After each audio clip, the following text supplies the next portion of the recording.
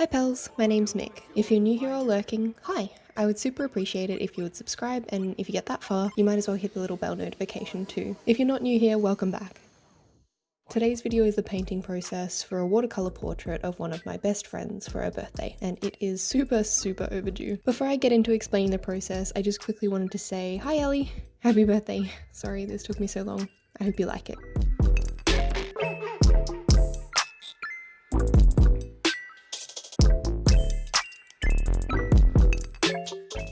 I started in my sketchbook with the intention of creating a few different ideas based on some pictures of my friend from her Instagram.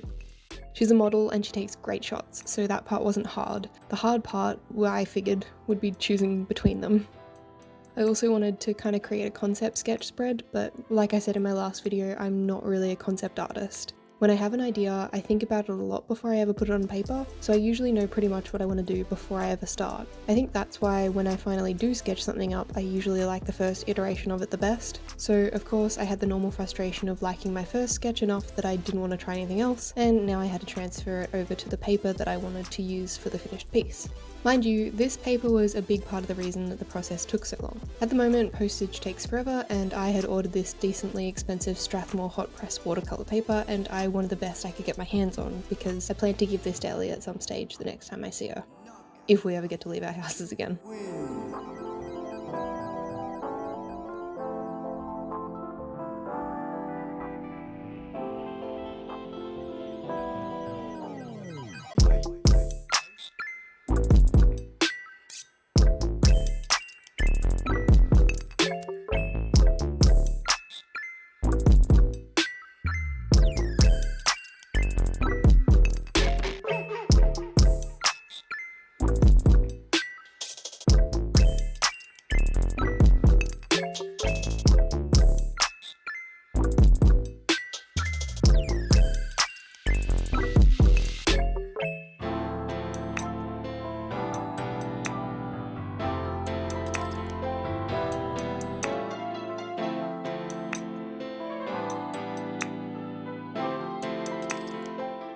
Anyway, my solution was to take a photo of the piece with my iPad and use Procreate to trace it, then set the brightness as high as it would go so that I could use the screen as a kind of light box, which I could then put the watercolour paper over and trace again, finally ending up with this sketch that I did with a Colorase pencil.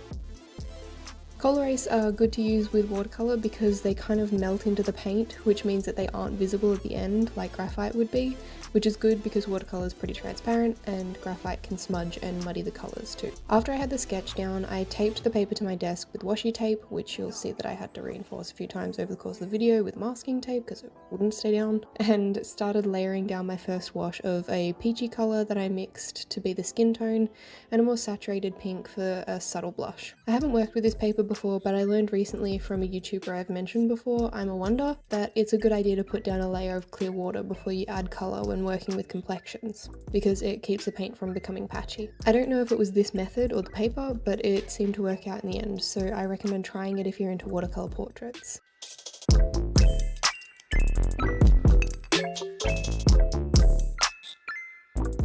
I made quite a few passes over the skin to establish shadows and shapes, waiting for each layer to dry in between to avoid bleeding or picking up any of the previous layers below. Doing the skin first was also a conscious decision because it came into contact with every other element of the painting. Once it was all done and dry, I could move on to the other different and lighter parts of the piece without being worried that it would bleed in and make the banner, shirt or hair look all janky.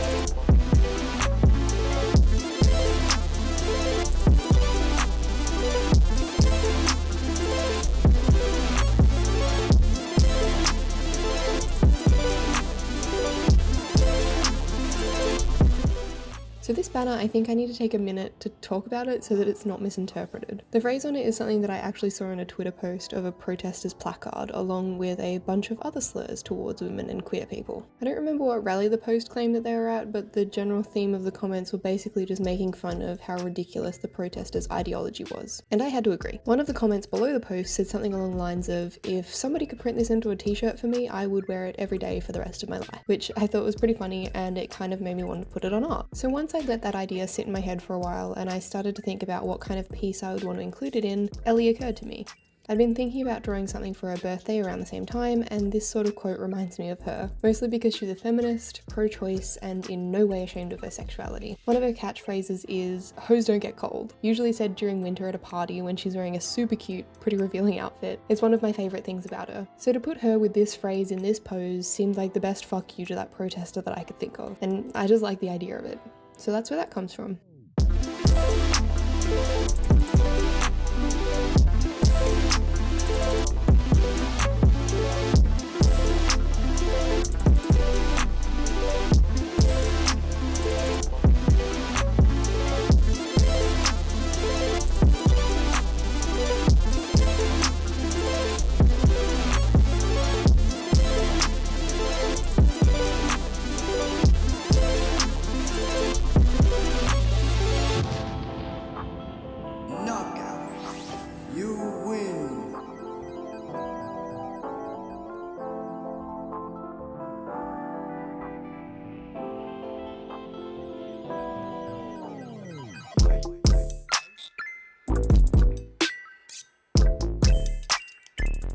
Something else I wanted to plug in here while we're on the topic of how great Ellie is that she has a small business called Scrunch Yourself, where she makes hair accessories, pet bandanas, and face masks to order. She has custom fabrics, and if you have an idea but you can't see any fabrics on her page that suits it, she usually goes out of her way to try and find something that works for you and can get it just for your order. So if you want to check her out, I'll leave a link to her Instagram below. I highly recommend her stuff. It's great quality and she takes a lot of pride in her work. I have a bunch of face masks from her, as well as a couple of cat bandanas and a ridiculous amount of scrunchies. My cat Nova, who you can see at the beginning and end of my videos, has a couple of bandanas, and one of them is a denim one with a gold star that Ellie sewed onto it because Nova's nickname is the Sheriff, since she acts like the authority in our home and often stares at me, my partner, and our other pets as though we're doing something wrong and she's gonna write a report on it later.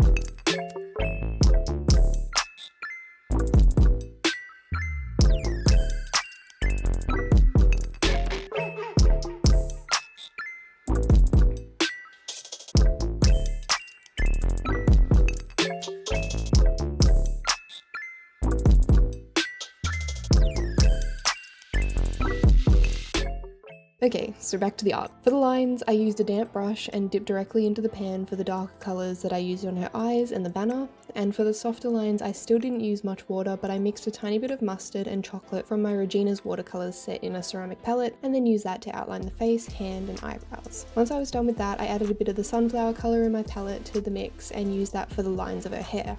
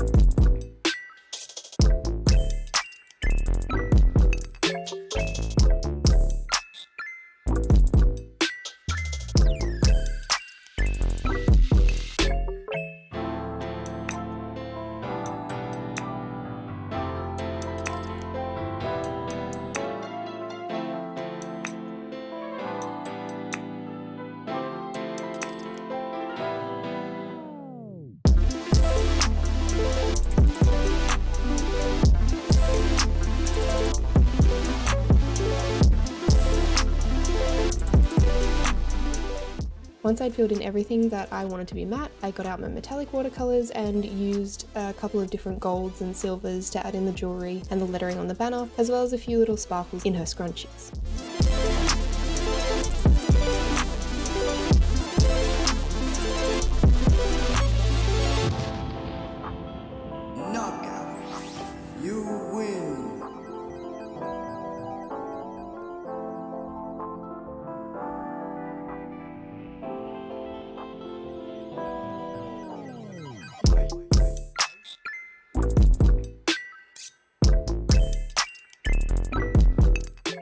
Last but certainly not least, I used a white Posca pen to add some highlights where I thought they were needed. Then it was time for some peel porn. Sorry, I know it's not as exciting when there's no border and clean lines.